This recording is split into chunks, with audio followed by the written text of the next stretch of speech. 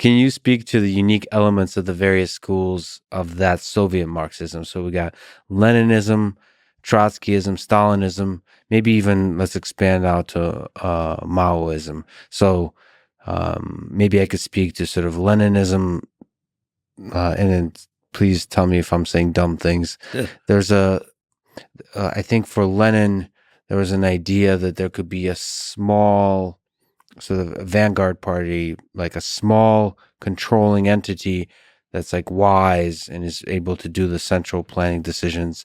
Then for Stalinism, so Stalin's implementation of all of this, one interesting characteristic is to move away from the international aspect of the ideal of Marxism to make it all about nationalism, the strength of nation.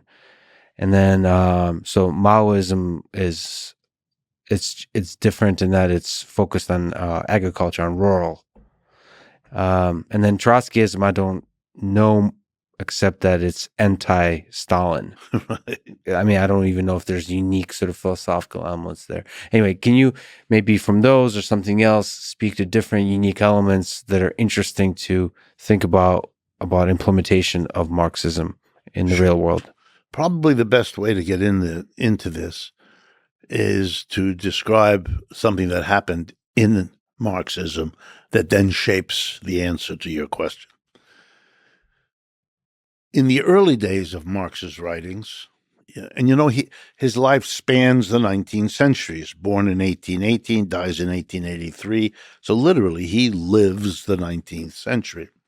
And you might, to make things simple, you might look at the first half or the first 2/3 of his life as overwhelmingly gathering together the precursors to his own work. Marx was unusually scholarly in the sense that partly because he didn't work a regular job and partly because he was an exile in London most of his adult life, he worked in the library. He had a lot of time.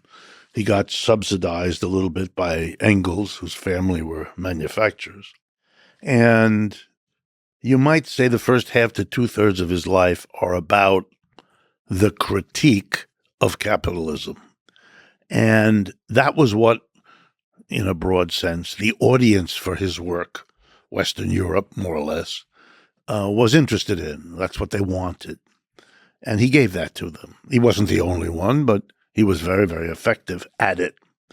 By the last third of his life, he and the other producers of an anti-capitalist movement, people like the Chartists in England, that's a whole nother movement, the anarchists of various kinds, like Proudhon in France, or Kropotkin or Bakunin in Russia, and so on.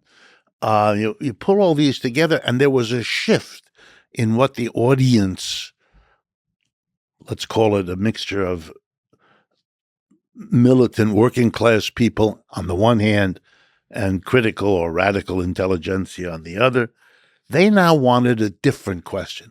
They were persuaded by the analysis. They were agreeable that capitalism was a phase they would like to do better than. And the question became, how do we do this? Not anymore, should we, why should we, could we maybe fix capitalism? No, they had gotten to the point the system has to be fundamentally changed. But they didn't go, you might imagine, they didn't go and say, well, what will that new system look like? They didn't go that way. What they did was ask the question, how could we get beyond capitalism? It seems so powerful. It seems to have captured people's minds, people's daily lives, and so on. And the focus of the conversation became, this was already by the last third of the 19th century, the question of the agency, the mechanism whereby we would get beyond. And again, make a long story short, the conversation focused on seizing the government. See, before that, it wasn't that the government was not a major interest. If you read Marx's Capital, the great work of his maturity, 3 volumes, there's almost nothing in the state. I mean, he mentions it, but he's interested in the details of how capitalism works. Factory by factory, store by store, office. What's the structure? The government's secondary for him. But there's also humans within that capitalist system of there's the working class. Right. It's about That's the what class he's interested struggle. in. That's what he's interested in the work. Think of it almost mechanically like the workplace.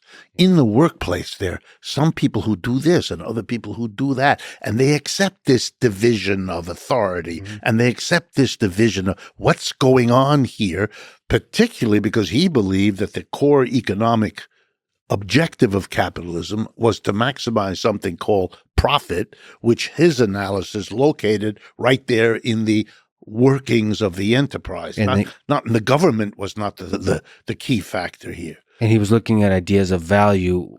Yes. How much value does the labor of the individual workers provide? And that means, how do we reward the workers in an ethical way? And so those are the questions of right. Well, we'll get to that. Okay. But the government was really not part of that picture. Right. Okay. So it's very significant that towards the end of the 19th century, Marx is still alive when this begins, but it really gets going after he dies, is this debate among Marxists about the role of the state. They all agree, nearly all of them agree, that you have to get the state. The working class has to get the state because they see the state as the ultimate guarantor of capitalism. When things get really out of hand, the capitalist calls the police, or he calls the army, or both of them. And so the government is, in a sense, this key institution captured in Marxist language by the bourgeoisie, by the other side, the capitalists, and yet vulnerable because of suffrage. If suffrage is universal or nearly so, if everybody gets a vote, which in a way capitalism brings to bear, part of its rejection of feudalism in the French-American Revolution is to create a place where elected representative. So the government being subject to suffrage creates the notion, aha, here's how we have to seize the state.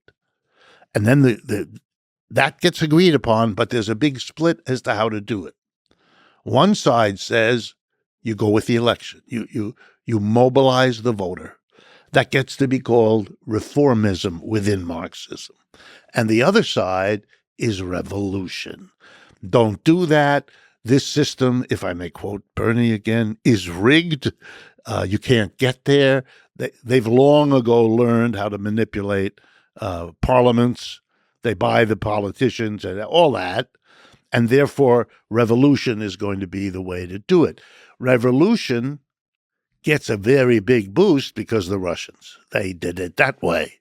They didn't they fought in the Duma, in the parliament, but they didn't. And this focus on the state, I would argue, goes way beyond what the debaters at the time, and if you're interested in the great names, there was a great theorist of the role of the state in a reformist strategy to get power in Germany named Edward Bernstein. Very important. His opponents in Germany were Karl Kautsky and Rosa Luxemburg, the two other huge figures in Marxism at the time. And they wrote the articles that everybody reads, but it was a much broader debate. And by the way, that debate still goes on. Reformism versus revolution? Mm-hmm. And in terms not all that different. I mean, it's adjusted to history, but in terms that are different. Can you comment on where you lean in terms of the mechanism of progress, reformation versus revolution? I'd rather tell you the historical story. Sure. Over and over and over again, in most cases, the reformists have always won because revolution is frightening, is scary, is dangerous. And so most of the time, when you get to the point where it's even a relevant discussion, not an abstract thing for conferences, but a real strategic issue, the reformists have won. I mean, and I'll give you an example from the United States. in the Great Depression of the 1930s, you had an extraordinary shift to the left in the United States, the greatest shift to the left in the country's history, before or since. Nothing like it. Suddenly, you created a vast left wing composed of the labor movement, which went crazy in the 1930s. We organized more people into unions in the 1930s than at any time before or any time since. It is the explosion. And at the same time, the explosion of two socialist parties and the Communist Party that became very powerful, and they all worked together, creating a very powerful leftist presence in this country. They debated in a strategically real way reform or revolution.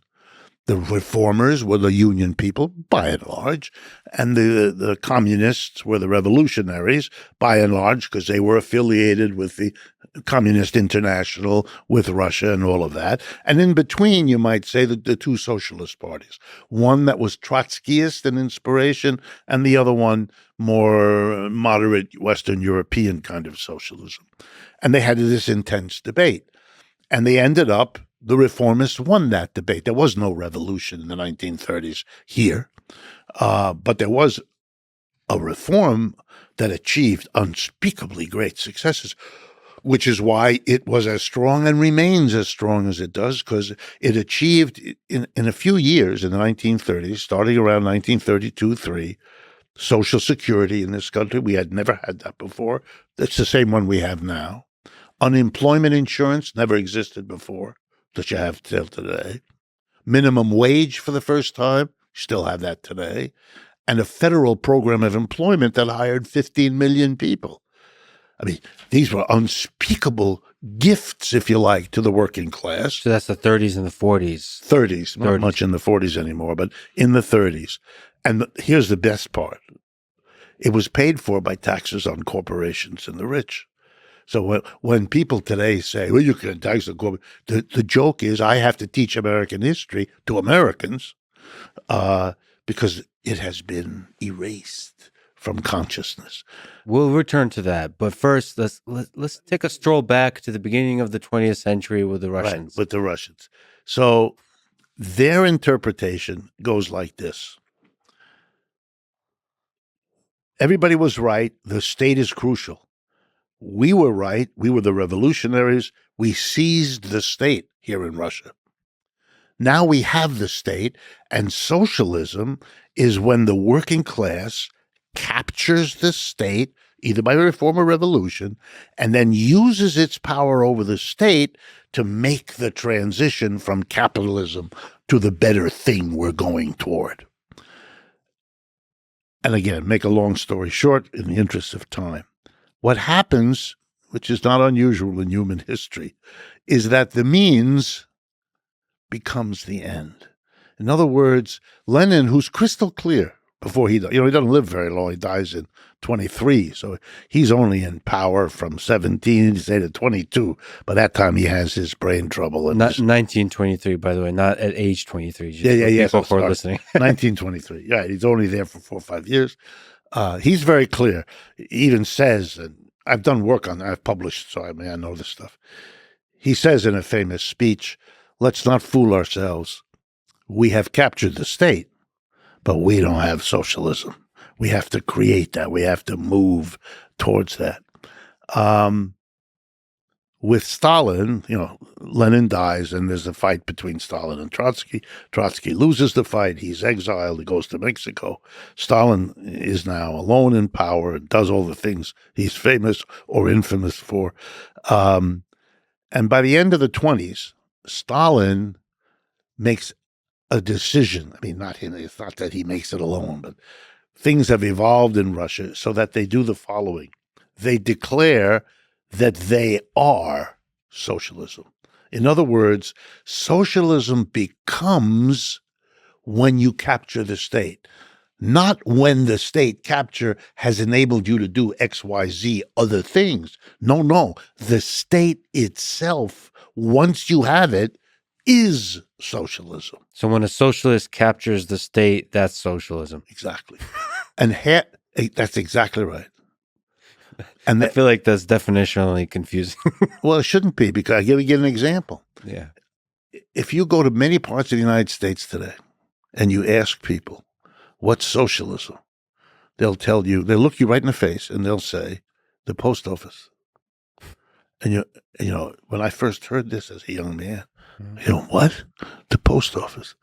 It took me a while to understand.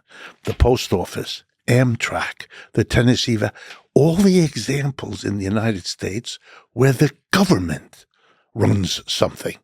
This is socialism. See, capitalism is if the government doesn't run it. If a private individual who's not a government official runs it, well, then it's capitalism. If the government takes it, then it's socialism. So what is wrong with that reasoning? So the idea, I think... Well, there's nothing wrong with it. It's a way of looking at the world. It's just got nothing to do with Marx. Well, there's Marx, there's Marxism. Let's try to pull this apart. So what role does central planning have in Marxism? So Marxism is concerned with this class struggle, with respecting the working class. Right. What is the connection between that struggle and central planning that is often... Central planning is often associated with Marxism. Right. So a centralized power doing... Russia did that. Allocation. So that has to do with a very specific set of implementations initiated by the Soviet Union. Has nothing to do with Marx. How else can you do... I don't think you can find anywhere in Marx's writing anything about central planning or any other kind of planning.